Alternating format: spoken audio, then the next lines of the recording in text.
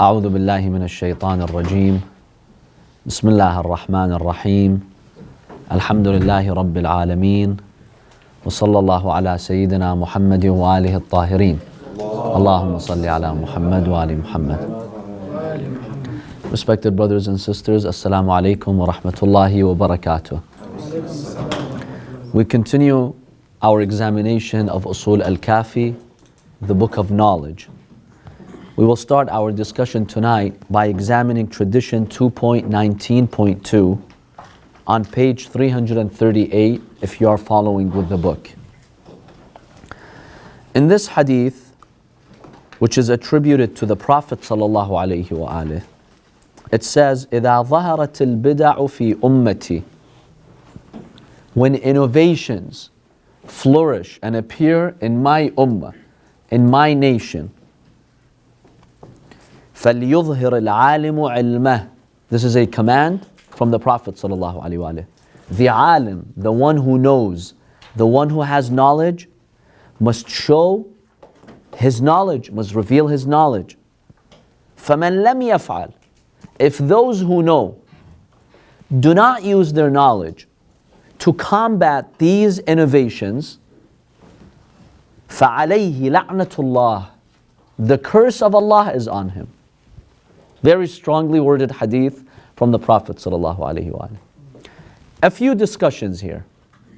First of all, what is an innovation? Bid'ah. Innovation is basically, yes? I'm sorry, nothing. Innovation basically means when I add something to religion that's not there, there is no basis for it, I add something to religion. There's another hadith in the book of Kafi, in a few pages, that states every bid'ah is dalala. Every bid'ah innovation is a deviation, it's misguidance. And every bid'ah basically is in hell. Meaning the one who comes up with the innovation is destined to hell. Question why? Why is Islam so sensitive about innovations and people coming up with their own religious rules, their own religious opinions, and inserting them into religion and making them a part of religion? Why? Why is Islam so sensitive about that? They're going to change the whole deen.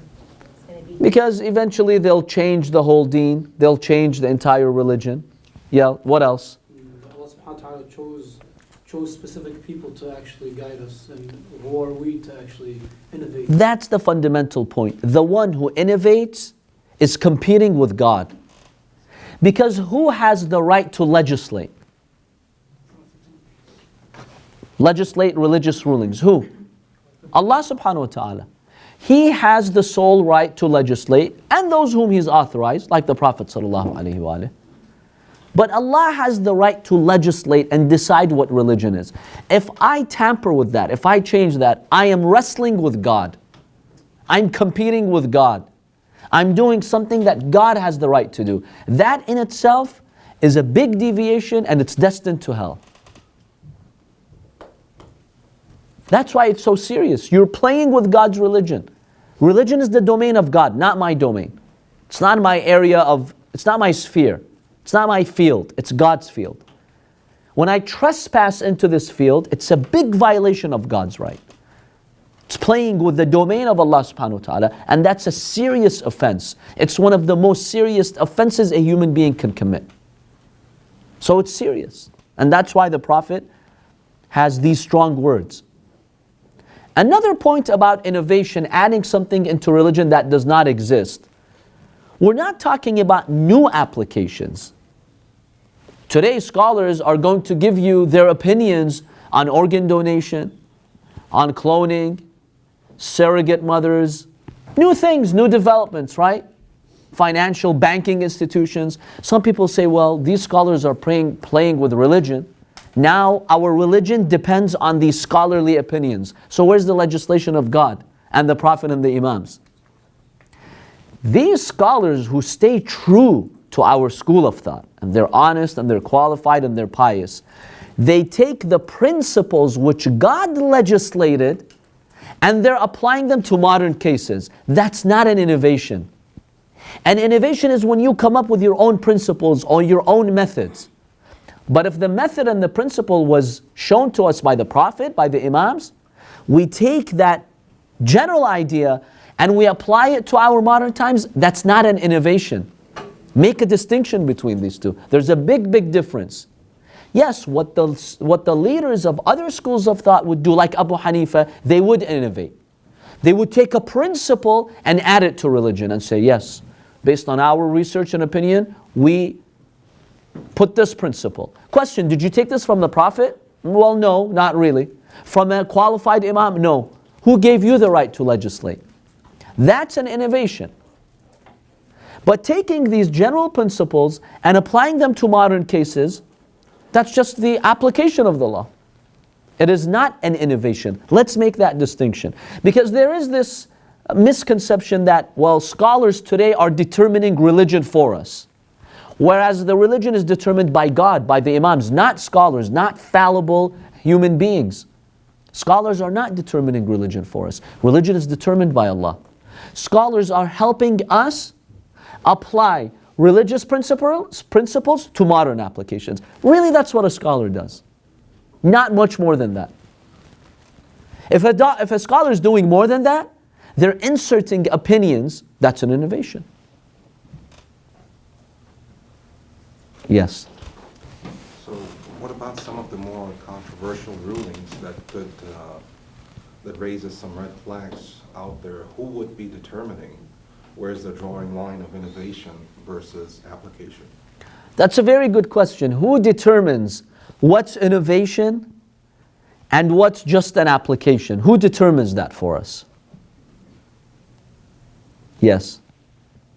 I would say like ijma' al-ulama.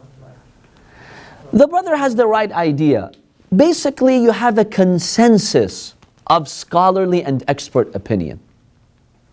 When you have a consensus or near consensus of scholarly opinion, scholars who are true to the texts, they look at the ahadith of Ahlul Bayt, and then they come up with that boundary, then now we have a trusted source whom we're referring to. It's not just one or two or three who may be influenced by politics, by interests. It's the consensus of scholars. And that's why the Imams of Ahlul Bayt, they directed their companions, when there's a controversial issue, there's different opinions, there are expert opinions. Go with the ma ajma'at alayh, with the majority. Go with the majority of scholars, not the majority of people. The majority of people will always mislead you. The majority of qualified scholars. So the Imams have laid out the foundation. Who are qualified scholars? Right? They are experts in our hadith, they're pious, they're known to have taqwa, they're known to be truthful. This circle of scholars who are known to be hadith experts, law experts, they're known in their communities to be God conscious, pious people. In that pool of scholars, look at the majority. The majority you're safe with. The Imams of Ahlul Bayt have designated that in hadiths, in the book of Kafi and others. Go with the majority when there is a controversial matter. وَاتْرُكِ الشَّاذَّ النَّادِرِ. The Imam says, avoid that which is, not so popular. That which is an exception. A new angle. This new unique understanding that only some scholars have in controversial matters. The Imam ﷺ says, try to keep away from that. Yes. So maybe up to 30 years or 40 years ago, this was very much applicable and you would see that. But nowadays, for example, you could see that maybe over the past 2 decades, if there was one scholar or two scholars, where some of their rulings could have been considered controversial. Now, whether some of the more, lower end, lower position scholars who followed that, but now it's becoming more mainstream. It's becoming more mainstream. So how can you differentiate at that point now that from one scholar it has now multiplied by 5 or 6? Because nobody really stopped it back then.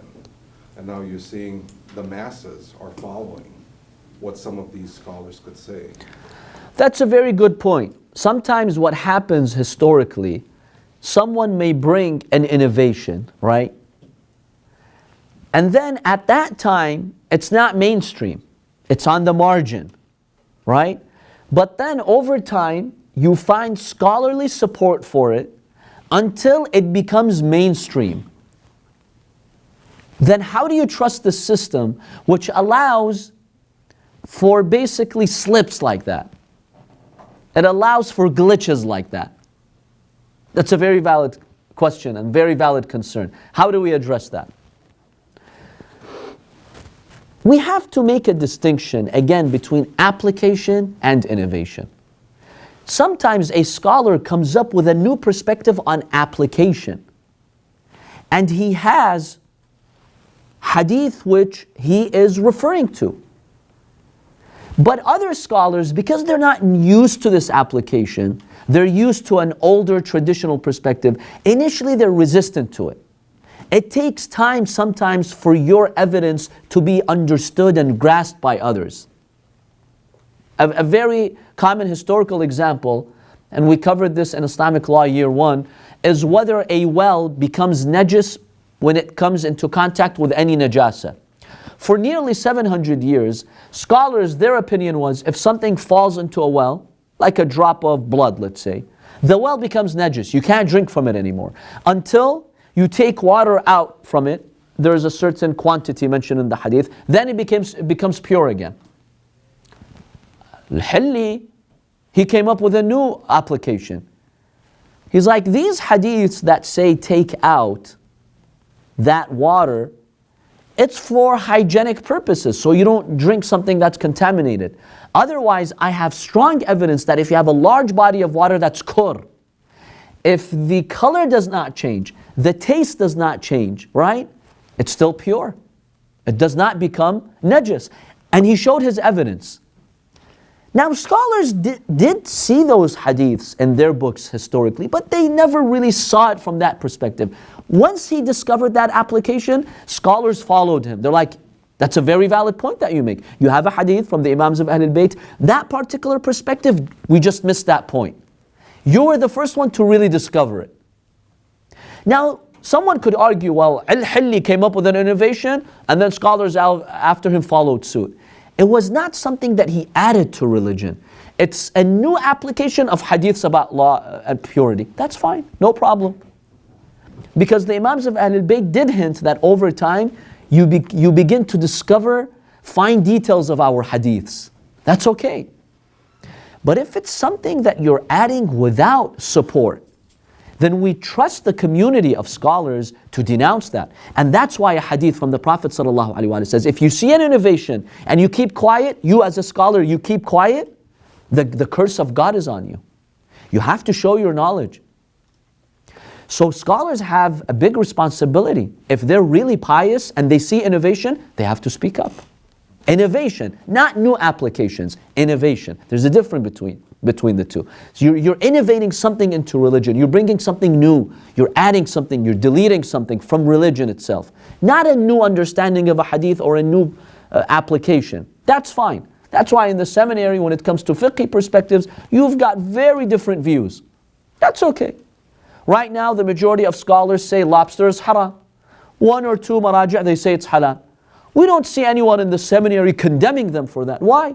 Because the scholar who says lobster is halal, he has a hadith from the Ahlul Bayt, which he's citing. Now other scholars have other evidence that outweighs this evidence. That's fine. But in the end, that scholar is using a hadith and his own understanding to give that fatwa. They do not consider this an innovation. This is an application of the hadith. It's still within the realm that the Imams gave us. That's fine. It's still within the realm. Because this scholar is basically citing a hadith from our trusted sources, from the Imams of Ahlul Bayt. His understanding of this hadith is that lobster is halal. Yes, other scholars have other evidence, right? They cite other evidence to maybe counter this. But in the end, they don't label this person as an innovator. Why they don't do that? Because he's going by the system. He's playing by the rules. See, when a doctor plays by the rules, they basically go by the science of medicine and the framework that the science of medicine gives you, they go by all of that. But now they have a different diagnosis, different prescription. That's fine, no one condemns that. As long as you play by the rules. Yes, if you invent your own rule, that's an innovation. And here scholars are required to condemn, and historically they have done that. If they see an innovation, they're pretty vocal. Right now in the seminaries, we have this issue ongoing, where a scholar might, not every scholar is pious, some scholars might deviate, and you find that the seminary does condemn that. They might issue a statement, they might address it in seminars, sometimes even by name. They will declare to the people that this is an innovation, be careful. Historically, scholars have done that. And the Prophet says, if you don't, the curse of God is on you. Because now people are changing religion.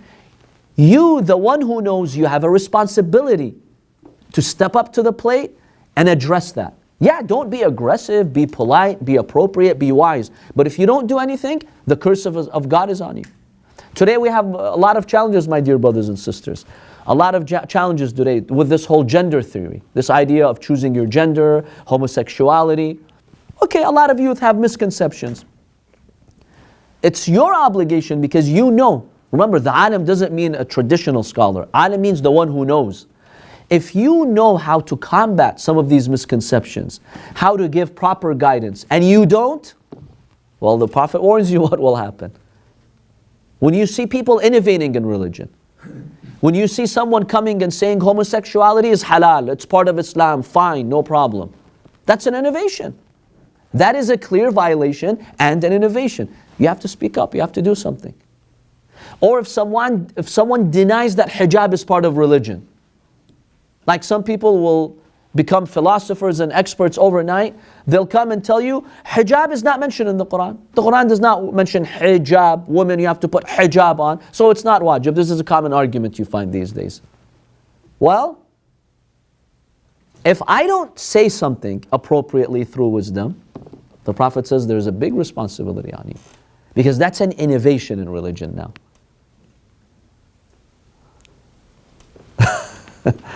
You said that there are a group of, not about scholars, but a group of people that don't believe in khums. Would that be considered an innovation? Now, those people who don't believe in khums, we have to expand it a little bit.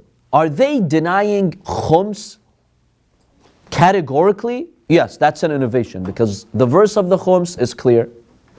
The ahadith about khums are clear too. Yes, if a person comes and says, I have a different understanding of khums, or whether khums has been lifted at the time of occultation, right? Like we have some hadiths. And the person is playing by the rules. They're qualified. They've looked at all the hadiths. I can't pick and choose and say, oh, Imam al-Mahdi in this hadith, he says this. Imam al-Sadiq in this hadith, he says khums has been lifted. Habibi, Kafi, 16,000 narrations. Have you looked at all of them? Have you seen all of them? Have you studied legal theory? If you have contradicting hadiths, what do? If you've done all of that and you're qualified and you have a new perspective, fine. That's not an innovation. That's a new fiqh perspective. It's okay. It's respected. Even if it's not mainstream, it's respected. But if I'm innovating by creating my own rules, I am denying khums just because I read 3-4 hadiths, let's say. I'm not well versed in Arabic for me to examine every word. I'm not well versed in all the hadiths. I'm not trained to deal with conflicting reports. If we have conflicting reports, what do? If I'm not trained in all of that, and then I am, for instance, issuing my fatwa or opinion, yeah, that's an innovation. Because now I'm not playing by the rules that the Imams have laid down. The Imams, peace be upon them, gave us all these hadiths. Only Kafi has 16,000 narrations. Only the book of Kafi. We have tens of thousands of narrations. Have you gone through all of them to see what the Imams holistically delivered to us? If you have, by all means, your opinion is respected. Even if it's not so mainstream, but it's respected. And that's why, scholars insist that you have to be qualified to give a religious opinion. Because you have to read what the Ahlul Bayt have said. And even the hadith that you're citing, some people go on the internet, they pick up a hadith. How do you know that hadith is sahih? Did you do research? What's the source of it? Who narrated it? If you're an expert in all those fields, by all means, you're qualified. But let me tell you something. For you to be an expert in 30,000 hadiths, you need a good 20 years of your life dedicated to these teachings, which is good. I encourage all of you to do that. But if I'm not at that level, then am I going by the framework that Ahlul Bayt gave us or no? That's the question here. So the Prophet ﷺ, in this hadith, he states if there are innovations and the scholar, the one who knows, does not combat those innovations, those bid'ahs, فَعَلَيْهِ لَعْنَةُ اللَّهِ. The curse of Allah is on him. So it's a very serious hadith. And based on your experience today, my dear brothers and sisters in society, your interaction with others in society, what are some innovations you are seeing? Some bid'ahs that people are advocating for? Music. What about music? It's some are you're saying this kind of music is halal. Some are saying no, this is less of a haram than the other one. Less haram.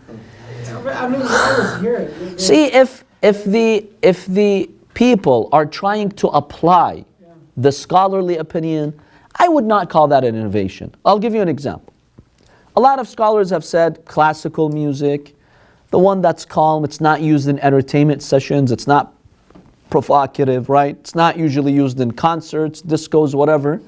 That's halal. We don't have any evidence that that's haram. Now the scholar's not going to make that assessment for you. Scholar, can I listen to this particular music or something? The scholar says, that's not my job. I gave you the ruling. You go and ask your society, is this music considered entertainment type of music that is found in entertainment sessions like concerts? Is it provocative? Is it? You do the research. Now, if people are doing that research and they have various opinions, that's not an innovation because they've accepted the overall ruling. They're just trying to find out an application. That's fine. That's valid. Well, like for example, the older songs like Feiruz and so forth. There's no vocal, anything provocative, about it. But they say, well, it's fine because there's nothing, you're not getting excited from it because it's classical music. Well, first of all, we have to see what the hadith says about singing in general. Ghina in general is haram. It's haram, Yes. But no, some in our... Even if it's classical, as long as it's ghina, as long as public considers it singing, ghina, then it's haram. Even if it's not accompanied with any musical instruments. So you get the idea about the difference between application and the ruling itself. If I'm trying to figure out the application, that's not really an innovation. Because I'm going by the rules. I'm working within the framework. That's fine. That's okay. Even if you are singing to, let's say, to your country, to your this type of religion, that does not consider haram. You're still using some instrument. You're still using some word that's not religious type of word. The scholar will go back to the narrations. If this is ghina that is used in majalis al-lahu, entertainment sessions, right? If that's the nature of this recitation or the musical instrument being played, where normally you do find it in those sessions, the scholars will say it's haram, for whatever your intention is. That's why even if a person is singing for the Ahlul Bayt, nasheeds, but they're using a tune or a melody or an instrument that's generally used in entertainment sessions, it's haram. Just because it's for Ahlul Bayt, it does not make it halal. Yes, the person can argue, no, the type of music I'm playing is not the type that entertainment sessions usually use and play with. And the person is really honest between himself and his Lord, that's fine. That's your assessment, it's okay. But Sayyidina, in today's world where there's innovation in essentially every single thing out there, and with the fact that we have so many hadiths or narrations that contradict one another, don't you think in this day and age innovations can occur as a result of these contradictions? Because people are just creative with words and their thoughts. See, what you mentioned is key, all these contradictory narrations, right? Who knows how to deal with contradicting narrations? Scholars. You have to be a scholar. That is why it's key in these issues, you refer to a scholar. If I say I don't really need scholars for these events, then how do you deal with these narrations? Are you an expert? People generally are not experts in these fields. That's why they must be connected to scholars. They must tell the scholar what's going on, give us your expert opinion based on your understanding of hadith. That's why it's key. I cannot isolate myself from that. Exactly because we have so many narrations and some of them are apparently contradictory. So I need an expert who knows how to resolve the contradictions, who knows how to override. Sometimes you need an override in hadith. We examine that in legal theory. So we need to be experts in that. Even the Quran, without the Ahlul Bayt, without scholarly opinions, the Quran is very problematic. I'll say this very outright, and I can share with you hundreds of examples where the Quran is problematic. It's vague, it's confusing, it's problematic, it can even lead to drastic consequences. The Quran says in one verse, those who fight the path of Allah subhanahu wa ta'ala, they deserve to be exiled, excommunicated, crucified, and their hands and feet cut. Okay, go and implement this verse for me. Aren't there people today on earth fighting the religion of God? Okay, go. Why don't you obey this verse? Say, I don't care about hadith, I don't care about what the Ahlul Bayt said. Hear me and my Quran. Okay, the Quran is telling you, go and do that. Now this verse becomes a tool for violence. If you don't go, it becomes ISIS, exactly. It becomes ISIS. You don't think ISIS cite the Quran in many of the things that they do? Strike the necks, do this, do that. That's why the Prophet was very sensitive. Quran and Ahlul Bayt, you have to stick to them. Okay, the Ahlul Bayt are not present today, what do I do? Scholars, they represent the Ahlul Bayt because they study, they dedicate an entire lifetime to know what the Ahlul Bayt said. I can't give my opinion on a Quranic verse if I have not examined thousands of hadiths from the Ahlul Bayt, peace be upon them, as an example. So it's very important with these new issues to stay connected to scholars. Not because they have the right to legislate. No scholar has the right to legislate. The right of legislation belongs only to Allah subhanahu wa ta'ala. But I need the scholar's understanding of what the Ahlul Bayt commented on these issues so they can give guidance. I can become a scholar myself. I can dedicate time and achieve that level. That's fine and that's encouraged, highly encouraged. In fact, the Quran says from each community, some of you need to go, get educated, become scholars and lead those communities. But if I'm not, then I would need that. The next hadith is on page 41. This hadith attributed to the Prophet ﷺ. He states, أَبَى اللَّهُ لِصَاحِبِ الْبِدْعَةِ بِالتَّوْبَةِ. Generally speaking, God will not give success to the innovator to repent. Why? قِيلَ يَا رَسُولَ اللَّهِ وَكَيْفَ ذَلِكَ. They told him, Messenger of God, how is that? How is that possible when we know God is just? So why doesn't He give him the success to repent? Those people who innovate things in religion. The Prophet gives a beautiful reply. He says, إِنَّهُ قَدْ أُشْرِبَ قَلْبُهُ حُبَّهَا. My dear brothers and sisters, volumes of lessons lie in this word from the Prophet ﷺ. He says when an innovator comes with an innovation, he feels a sense of ownership. It's my idea. It's part of his life. It's part of my identity, part of my life. So you become infatuated with your own ideas. You fall in love with your own ideas, you become blind. Really, there's no way out for you. Rarely will you see the truth then and repent. Now, this is a very important lesson for us. Oftentimes we have an idea, right? An idea comes to you. You discover something. Never feel a sense of ownership with these ideas. I'll tell you why. Because we have two possibilities. If your idea is a true idea, it's a correct idea, it's not yours. Because a true idea comes only from Quran and the Ahlul Bayt. There's no third category. So it's not your idea. If you discovered it because you learned Quranic sciences, Hadith sciences, it's not your idea. So why are you claiming credit for it and feeling ownership of it? It's not your idea. You're just a vehicle. And if the idea is a wrong idea, it's incorrect, then it's an act of deviation. Feeling a sense of ownership over that idea will simply drag you to further deviation. And that's why the humble scholars that we saw in the seminaries, the true pious scholars, even if they would spend decades discovering something, and sometimes they bring fascinating research, the way they deliver it is so humble, they really make you feel as if they're this small little messenger. Nothing more. Nothing more than that. I'm just a small messenger. I studied the words of Ahlul Bayt. I'm conveying to you what I understand from it. Nothing more. It's not my idea, my discovery. Honestly, you don't feel that they have a sense of ownership. The true pious scholars. Because any true idea that you have is from Allah subhanahu wa ta'ala. Why are you claiming ownership of it? If it's truth, Allah owns the truth. I don't own the truth. Nobody owns the truth except Allah and His representatives. So whenever, my dear brothers and sisters, and remember, this is something that applies across the board.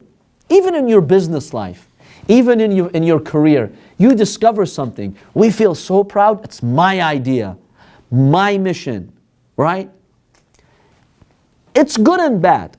You know, we have patent laws here in the US, right? It's your idea for life because part of your identity. It's good in the sense that it protects you. It's good, it's fine. But what are negative consequences of this type of philosophy in society? The ego. Ego, it feeds the ego. It's my idea. I discovered it. Who enabled you to discover it? Who gave you the tools, the intellect to discover it? Isn't it Allah? Isn't it your society? Didn't you go to a university? Who built that university? Who contributed? Millions of people helped you discover this idea. It's not yours. You were one part in a million parts of this idea. Those who came before you worked just like you worked. Yes, you came at the end of the chain and you discovered that thing. But did you start from scratch? Were you on your own? Did you live in a desert with nobody there and you discovered all these ideas? Of course not. Since the day you were born, who raised you? Your mother, right? Didn't your mother raise you? If you, as a scientist, you discover an idea, you invent something, your mom has a share in that. Don't forget that she raised you. And your father had a share in that. And your siblings had a share in that. And the local supermarket in the area which allowed you to live, that also had a share in that. And those in the textile industry, they had a share in that. Because if you take out those factors, you would not have achieved what you achieved. Think about that. So where's your sense of ownership? Think about it for a moment. I know this sounds extreme, but think about it, really. Even when you achieve something, you discover something, don't think you discovered this on your own. Society collectively helped you. And Allah is the one who endowed you with this gift. So feeling that sense of ownership and ego and what's the matter? Yes. But Sayyidina, I mean, isn't that a common disease today amongst everybody, whether it's looking at scholars in religious sciences or expert professional doctors in their fields or engineers or businessmen from that standpoint? You see the ego and arrogance takes over where they start looking perhaps down on others from that standpoint. So you mentioned about the concept of ego, but isn't that pretty much mainstream amongst everybody when they see somebody more learned than themselves or less learned? They sometimes slip along the lines of these emotions where ego takes over or not, whether it's a religious scholar or a person out there in the field. It's across the board because it goes back to our ego, and the disease of the ego is widespread. Every human being is tested with their ego. Every human being. It's everyone's test. But the problem with people who are in religious spheres, now the scientist who has an ego and whatever, does whatever, okay, has an impact on society, but not so much, let's say, on religion. But when someone in religion comes up with an innovation and they become infatuated with their own ideas, that's when they destroy the religion of God. So it's more serious in the religious sphere, but it's everywhere. I'll share with you the story of one of the maraja. Basically, he lived in a country and he was subject to persecution. Initially, it started with the Ba'thists. In any case, long story. This scholar was a prolific writer. A lot of the books were handwritten, and he did not have the resources to publish them. Now, once he was persecuted by that government, one day the guards stormed into his room and they confiscated his belongings. And there was a box full of his books. Remember, at the time, he did not have, a copy machine at home for him to copy those books or to have a backup somewhere. Imagine you spent years writing these books, and now the troops storm into your house and they confiscate those books. How would you feel? All those years of effort. But what can he do? He lost those books. Years later, one day, a sheikh comes and visits this marja. And he tells him, look, I have a confession to make. And I need you to forgive me. He tells him what? He says, years ago, apparently, troops in that era, they stormed your house and they confiscated your books. He's like, yeah, I remember that. Why? He's like, in a long story, I happened to stumble upon this box which belonged to you. And I took one of those books and I read it. It's handwritten by you. And I was fascinated by the content of it. And then I thought to myself, he doesn't have a copy, obviously. This is from like a decade ago, two decades ago. It's never been published. I can take it right now and publish it in my name. And the shaitan played with my head, and I published it in my name. I got the credit for it. Now I'm regretful. I feel terribly bad. So I need you to forgive me. And he showed him the book. The marja was thinking, he clicked on the bell for his, the one who helped at his office. He called on him. He whispered something into his ear. The sheikh was a little bit concerned, is he going to seek revenge from me now? I mean, imagine you wrote that book, somebody publishes it in their name. That's very unethical to do, very unethical. It's a crime in Western standards. So he took like 10 minutes. He told him something, and then he came back with a manuscript. He told the sheikh, that book which you published, I've seen it. And I know that you did that. That was volume 1 that was in that box. Volume 2 was not in that box. This is volume 2. It's still not published. It's handwritten. Here, go and publish it in your name. Because it doesn't matter whose name is on it. These are the teachings of the Ahlul Bayt. And our goal is to get their teachings. My name or your name. I'm just a tool. You're just a tool. I don't care. Go and publish it in your name. Who's that scholar? It's one of the scholars who passed away about 2 decades ago. One of the Maraja who passed away in Qom. Can you do that? See, he didn't claim ownership of that idea. When Allah tested him, he passed his test. Yeah, his other books, his name is on it, because you have to put your name on your book. People need to know what the source is. But if my name is not written on it, so what? What's the big deal? Exactly. He's going to take the ajr no matter. He took the ajr, he took the reward anyway. And in fact, he told him, I would like to thank you. You know why? Because you went and got it published. And you did that work for me. I didn't have to do that. You did the work. You published it. You paid for the book to be published. You got the typist to type it and fix it up. So thank you. You helped me. Very beautiful. See? This scholar did not feel a sense of ownership over his book because his ideas are from the teachings of Ahlul Bayt. You publish it, I publish it. Who cares? The haqq, let the haqq spread. Can we achieve that level or no?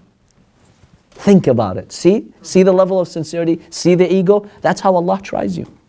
So even, my dear brothers and sisters, in the world of business, in the world of family, in the world of your career, whatever you do, keep this hadith in mind. Don't be infatuated with your own ideas to the point of blindness where you feel you own that idea. There is no good consequence for that. So I want to ask you, so is it the same, like I have, in experiences, if you go through something and there's a contest, and you choose not to be a winner at this contest, just because you see so many that are, it means so much to them to get to that point. So you just look at it like, okay, that's fine. I'll choose not. Let others win that Yeah, context. others. Is this? That's a very noble thing to do. So it's not haram. Of course not. Why would it be haram? It's recommended because it's a way to teach your ego. Because people have said to me that. But why would it be haram? Like, what's the People argument? have said to me that this is something to show إنه ربنا بيطلب من الإنسان هو يوصل. And I say بس ربنا كمان بيطلب إنه السلام. So إذا أنا شايفة من هالشيء إنه بدي ضايق الآخرين, why would I even go through it? I would rather بيني وبين رب العالمين أنا. Of course, as long as you've done the work, you are qualified. Who cares if you win the contest or not? Big deal. Of course, no, not only is it not haram, sometimes it's recommended. Yes, there are certain factors that could encourage you to win the contest. Let's say you want to show that Muslims are qualified in the West, give a good image of Islam that look, we Muslims are contributing. Now you have a higher goal. It's not about you, it's about your faith. As long as you have a higher goal, definitely you should pursue that higher goal. That's the meaning of like just on the basis of there's nothing to come out of it except in your satisfaction. I see no. Exactly, that just feeds your ego. And the people who are innovators, the biggest thing that drives them is their ego. Because I start a school of thought after me. People follow my ideas. See the ego? That's dangerous. That's extremely dangerous. It is required in some places, like for example, engineering places. You have to come up with something new and put it under your name. Otherwise, you're not going to be succeeded in. I'm not saying don't put it in your name. Put it in your name. But when you put it with humbleness. First of all, thank Allah. Oh Allah, you gave me what I have. Yeah, but the community will not gonna. That's fine. Put it in your name. No one's saying don't put. The sincere scholars I know, when they publish something, they put their name. That's fine. Go with that.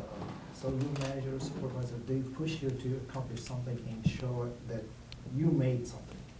That's Yeah, we live in a society like that. otherwise you will not be succeeding in that. No way you can. Because basically, I think they want to make sure that you're qualified, right? That you can. Exactly. If that's the idea, that's okay. But it shouldn't be excessive. And that's how you test your ego. Imagine you achieved something, you didn't get recognized for it. That's fine. Someone else claimed credit for it. That's fine. Doesn't matter. Allah knows who the credit goes to. So it doesn't matter. That's how you check yourself. But I've seen, my dear brothers and sisters, I've seen people being infuriated. They're willing to destroy society if 1% of their credit goes to someone else. They can't stand it. Why? That's a sign of arrogance. It's exhausting and Absolutely, it is exhausting.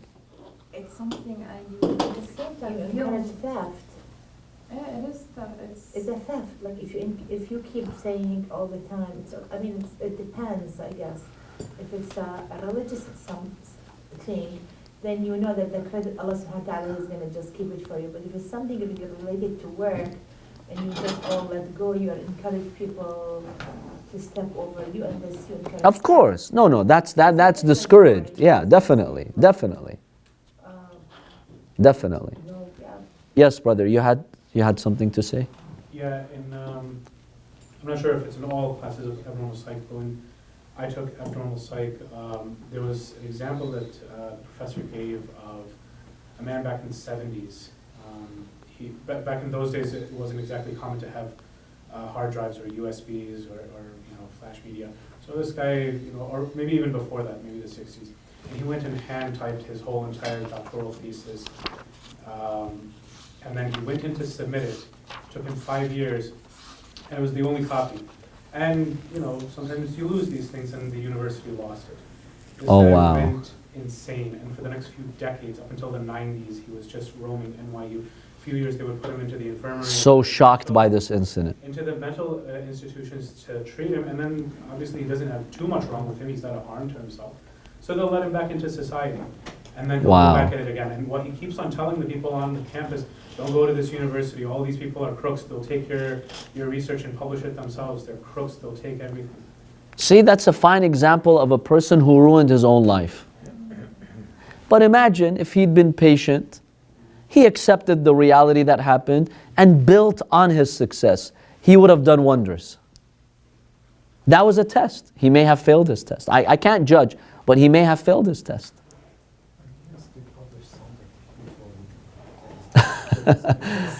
Now, I have a question about plagiarism.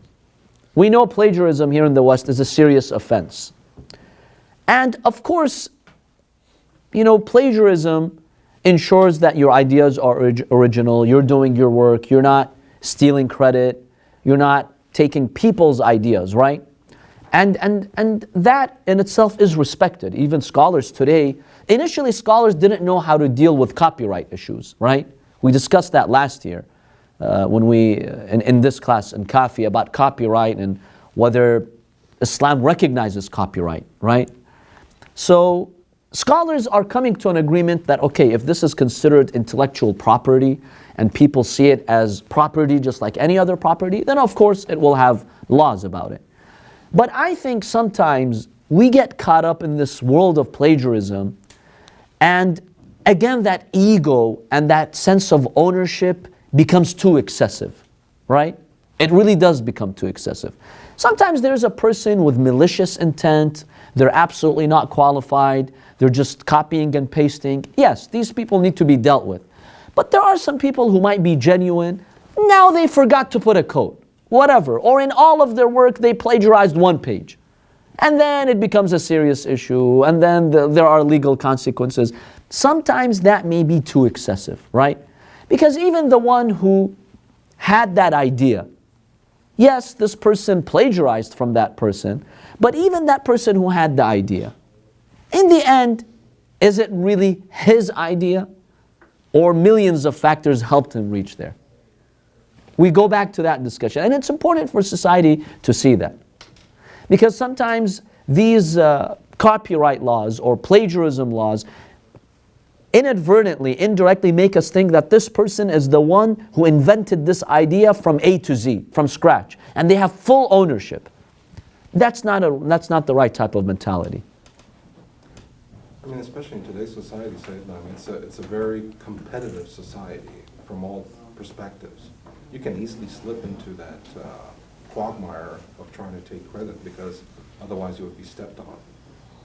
So, from the perspective of, I guess you have to be careful, you have to be mindful of the fact that, okay, you shouldn't slip, but at the same time, you should claim, otherwise we, for example, as a community, Muslims all together, they can easily label them as, okay, these guys are backward-minded from that standpoint.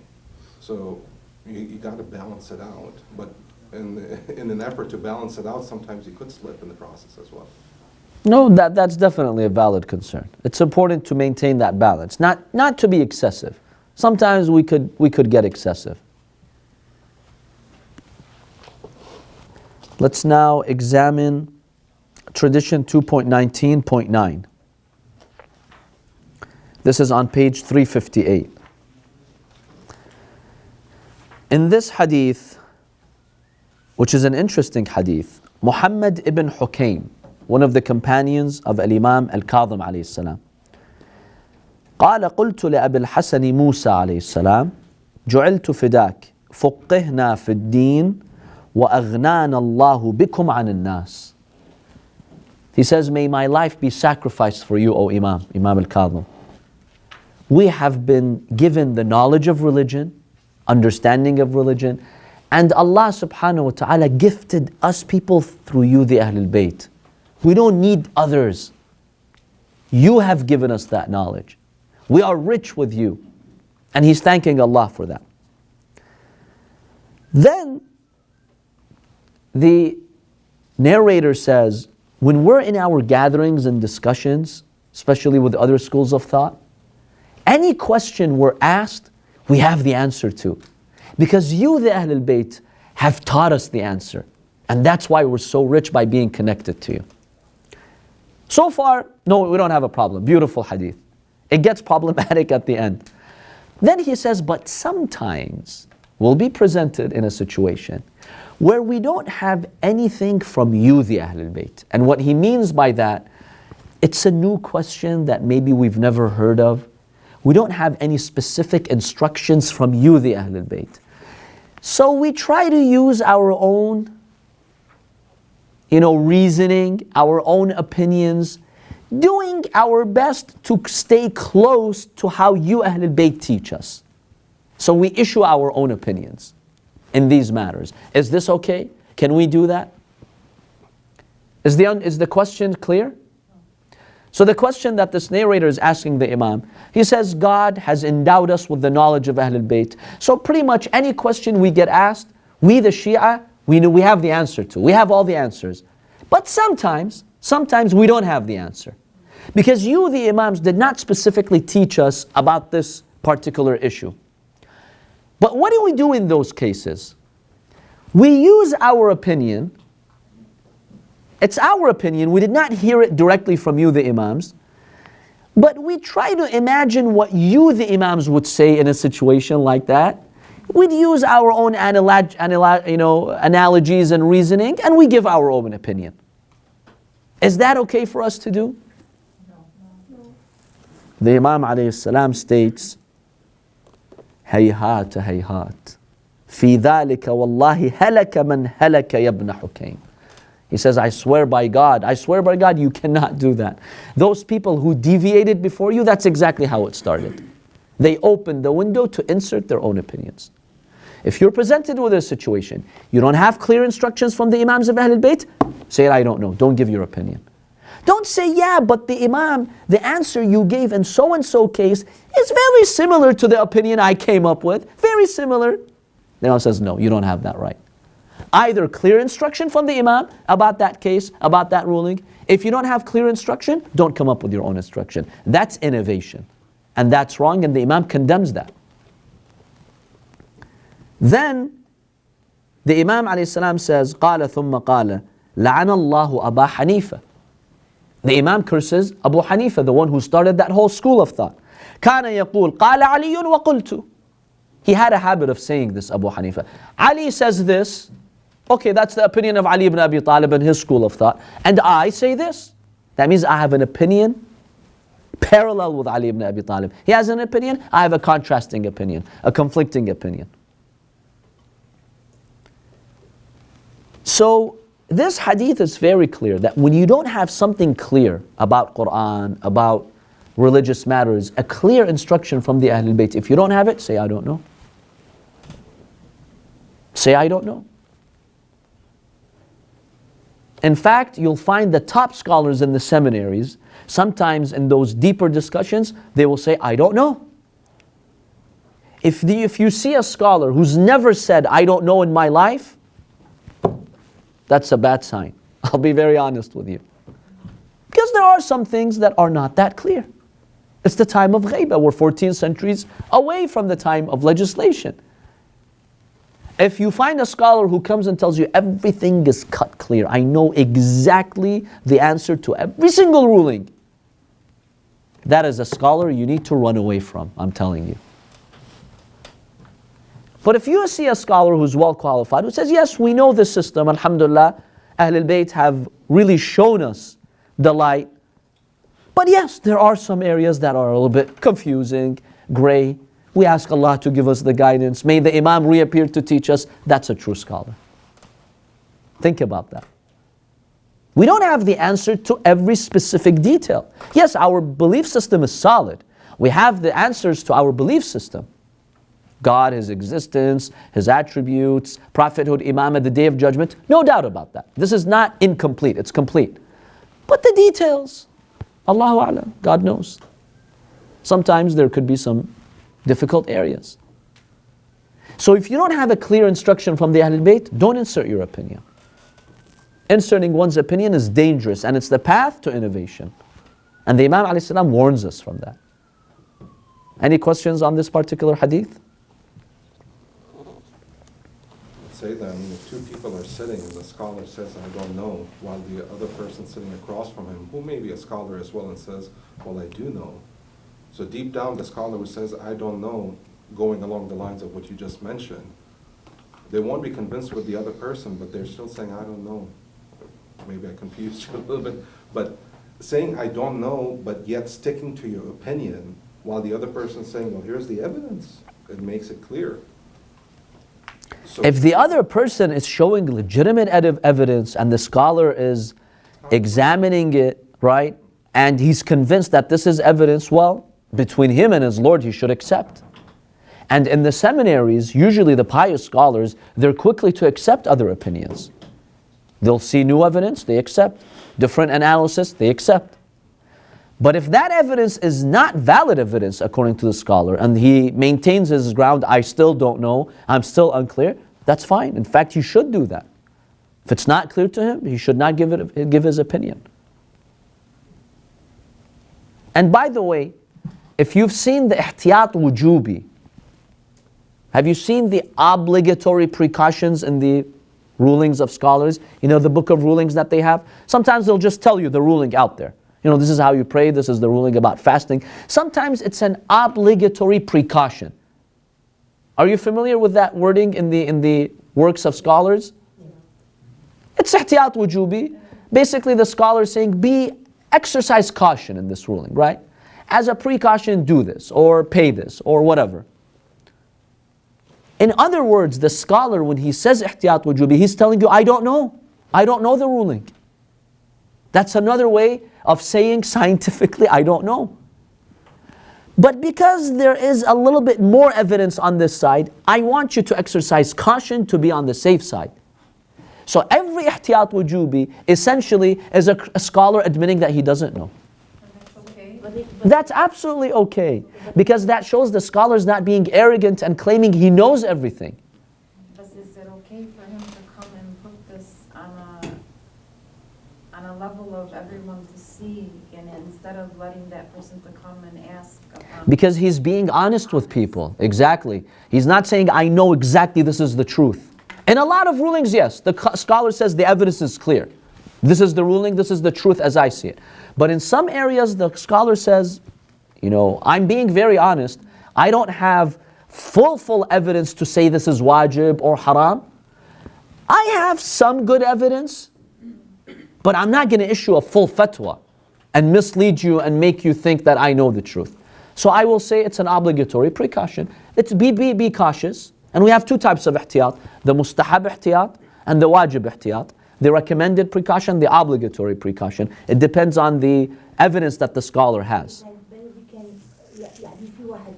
Yes, you can follow another marja' when it becomes, yes. You can follow another expert. Yes, absolutely. But, which one? what do you mean? I mean, Well, the mustahab is just mustahab. You don't need to follow it. You don't have to do it. It's fine. You're off the hook. It's just a recommendation. So when the scholar says ihtiyat wujubi, the scholar is admitting that he doesn't know. That's fine. I see some people getting frustrated with ihtiyat wujubis. I remember a friend, he was reading the book of ruling and then he threw it on the table. It's like, this scholar, he's crazy with all these precaution. What's the matter with you? Why are you so confused with all these precautions? Every page there's a precaution somewhere. Appreciate that. Your scholar is being honest with you. We're 13 centuries away from the time of the Imams. What do you expect them to hear Jibreel 14 centuries later and see everything accurately? He's being honest, he's doing his best. He's telling you, I do have some evidence here, but God knows. But he recommends something. Yes, they do recommend, exactly. In a vague area, they recommend. They still recommend something for you, because even in vague areas, the Imams gave us guidelines, what to do in vague areas. Even that, the Imams have addressed it. But the very specifics, sometimes a scholar doesn't really know. So he'll say, you know, just be cautious here. As an example. Just one last question. Let's say, I know Sayyid Sistani says that crab and lobster is haram, right? Yes, it's, according to his opinion, it's haram. Let's say I get invited and they tell me to eat or something and I know it's haram, but can I, in that case, I really want it, you know, because I tried it before. but I can't eat it because it's haram, right? But can I, like you were talking, you can follow someone else in that case? Or no? No. According to his fatwa, it's not an obligatory precaution. It's his fatwa that it's haram. Okay, So when he issues a fatwa like that, you can't follow another one. You have to stick to the ruling. so how were you saying you can follow someone else? In obligatory precautions. If let's say if Ayatollah Sistani, if in his book of ruling, he would say lobster is haram as a precaution, as an obligatory precaution. That means if there's another qualified marja who's knowledgeable, who says it's halal, you can refer to them. It's not a binding fatwa on you. But that's not how they word most of their fatwas. In this particular fatwa, there is no precaution. He just says, the evidence that I see, it's haram. So when he says it that way, no, you cannot follow another marja. Made you laugh. Any final questions? It's like كمان I wanted to ask, sorry, about قصة enzymes and the food. So, Enzymes in food? yeah, and a lot of it is from pig. And a lot of people, when I come and approach them and say this, they will say to me, ما بيأثر ما صار إنه تحليل, إنه مكرر. Chemical change, right. In my, without any disrespect أكيد كأني مراجع أو أي رجل دين، ما ربنا سبحانه وتعالى ما عطانا إنه تفكيرا ما هو الخنزير حرام والشيء اللي ما حلال هو حرام. يعني إذا بدنا Yes, pork and anything taken from a pig is haram, unless it goes through a complete transformation. What does that mean? That means it becomes a new substance, and if it becomes a new substance, it's halal. That's just like alcohol, wine turning into vinegar. Okay. How do we get vinegar? Sometimes from wine, it turns into vinegar. The hadith says that's halal. Why? Because it turned into something new. It was wine, but now it changed. Now with enzymes and the cheese, right? Most expert opinions is that if it's from pork, it doesn't go through that transformation. Yes, it goes through some changes, but not a complete transformation that would make it halal. So how is Some have argued gelatin might go through that, but a lot of scholars dispute that. If we assume that which is taken from pork goes through complete transformation, then yes, it becomes halal. I'll give you another example, ashes. If a pig burns and turns into ashes, are those ashes najis? No. Why not? It's pig. It was just a pig. It's just ashes now. It's the same thing. You would say no, it's a new substance now. So if I touch those ashes, it's not najis. As I'm just giving you an example. Or sometimes in salty marshlands, salty lands, if an animal dies on it, like the carcass of an animal, like a dog or a pig, and then it gets dissolved into the ground, it becomes salt. Is that salt haram? Why not? It was formerly a pig. Because it went through a complete transformation. That would make it halal. But the enzymes is haram. No. The enzymes from the pork? From the pig or any other. From the pig, yeah, because we don't think it goes through transformation. It is haram. So why do maraja halal it? No, which marja says it's halal? The enzymes of a pig or of a cow? But let's say a cow. No, from a cow we have a hadith that the renay inside the stomach of a calf is halal. So if we don't have any evidence that it became najis, that's fine. ولو إنه منه Even if it's not slaughtered according to halal, the renay inside the stomach, specifically the hadith of the Imam says it's halal. We have an exception here in Islamic law. Cow, yes, because the pig is najis, everything is najis. The sheep or the cow, yes. So that's different. That's different. Al-pig akid, al-pig haram, because everything inside the pig is haram, even the renay. In our next class, inshallah, we'll examine an interesting discussion about qiyas, what Abu Hanifa would do, and some interesting applications of qiyas. The analogy that some other schools of thought would use. We'll examine some hadiths, they're very interesting. وصلى الله على سيدنا محمد وآله الطاهرين. اللهم صل على محمد. Baqer.